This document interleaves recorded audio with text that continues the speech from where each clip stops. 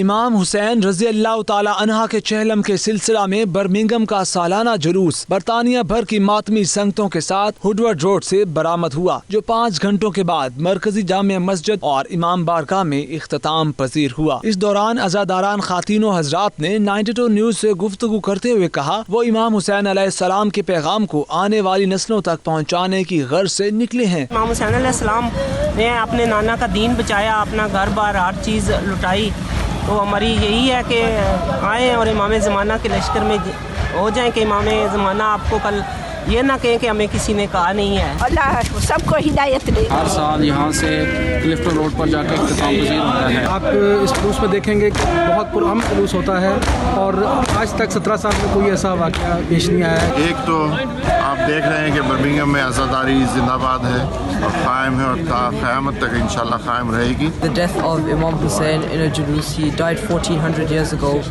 and they commemorate this every year to remember Imam Hussein. شکر الحمدللہ جو آئے ہوئے وہ معتم آج کرتا انشاءاللہ۔ جلوس کے اختتام پر لنگر حسینی سے مہمانوں کی تواضع بھی کی گئی۔ کیمرہ مین علی رضا کے ساتھ عابد کاظمی، 92 نیوز، برمنگھم۔